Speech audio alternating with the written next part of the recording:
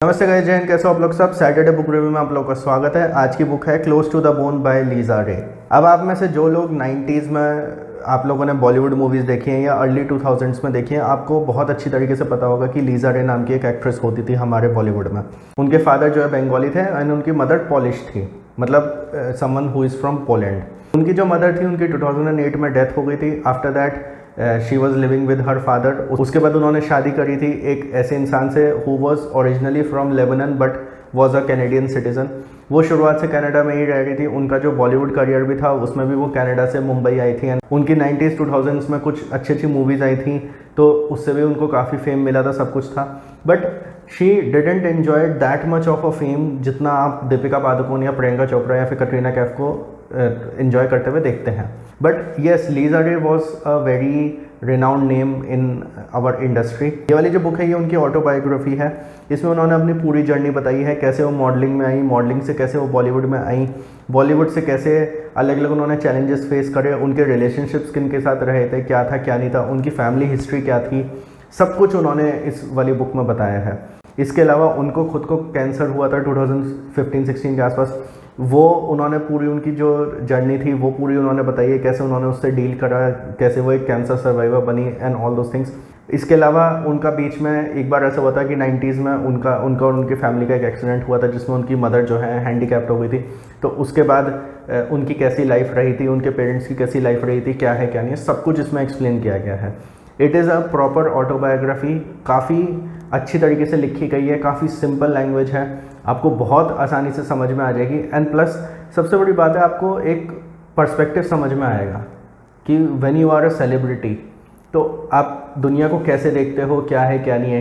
कितने उन्होंने ऐसे ऐसे केसेस बताए कि जब अपने होटल के कमरे में आती थी या फिर अपने घर में आती थी तो उनको लगता था कि यार अब किसी के लिए तैयार नहीं होना है, अब किसी एड शूट के लिए तैयार नहीं होना है। एंड जब वो किसी फ़ोटोशूट पे एड शूट पे जाती थी तो उनको ऐसा लगता था कि यार दिस इज़ अ फसाड जो हम दुनिया के लिए कर रहे हैं या कुछ भी है, या मतलब this is not my original self. मतलब ऐसी बहुत सारी चीज़ें हैं जो उन्होंने इस बुक में शेयर करी हैं।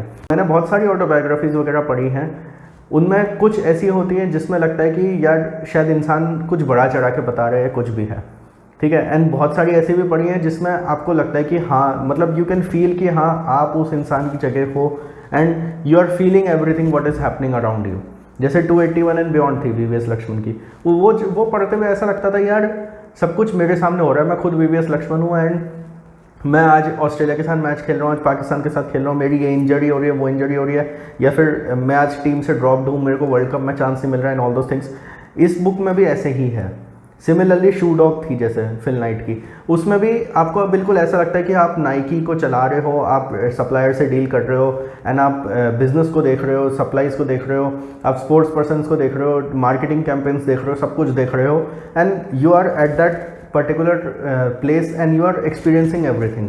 ये बुक भी बिल्कुल ऐसी ही है। एंड जब आप ऑडियो बुक पढ़ते हो ना तो आपको ये वाली जो फीलिंग है ना ये और ज़्यादा अच्छी तरीके से आती है। इसकी जो ऑडियो बुक है लंबी है, 17-18 घंटे की है। ये जो बुक है ये भी काफ़ी बड़ी है book, but the thing is कि आप बोर नहीं होंगे इस वाली बुक में बिल्कुल भी। ये एक ऐसी ऑटोबायोग्राफी है जो मैं सबको सजेस्ट करूँगा कि आप ज़रूर पढ़िए।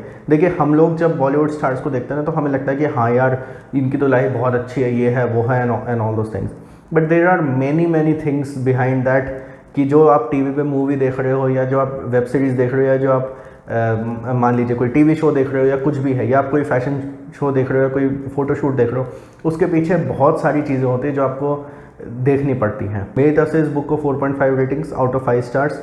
मेरे को इस बुक में कोई ज़्यादा ड्रॉबैक नहीं लगा। मैंने अपने एक दोस्त को बोला कि भाई तू ये बुक पढ़, तेरे को अच्छी लगेगी। उसको बुक तो अच्छी लगी, उसने कहा यार थोड़ी लंबी थी, बट मैंने उसको कहा, मैंने कहा यार तू बोर हुआ क्या? उसने कहा नहीं बिल्कुल नहीं। मैंने कहा it is just like that कि भाई ठीक है लंबी है बुक बट आप बोर नहीं होंगे उससे। आपको बिल्कुल भी ऐसा नहीं लगेगा कि कोई भी, मतलब जैसे मैं आपको बताऊं, जैसे मैंने अभी बराक ओबामा की बुक पढ़ी थी अ प्रॉमिस्ड लैंड, जिसके ऊपर मैंने रिव्यू भी डाला इस चैनल पे। उस बुक में मेरे को लगा था कि कुछ चीज़ें ऐसी थी जिनको एडिट किया जा सकता था। 24 घंटे की बुक थी, 4 से 5 घंटा कम किया जा सकता था। इस बुक में मेरे को ऐसा कुछ नहीं लगा। तो ये बुक आप लोग जब भी पढ़ें अपने एक्सपीरियंसेस मेरे साथ ज़रूर शेयर करना। आपको बुक कैसी लगती है, क्या अच्छा लगा, क्या गलत लगा, वो सब मेरे साथ ज़रूर शेयर करना। Like this video, share with all your friends. Thank you for watching the video.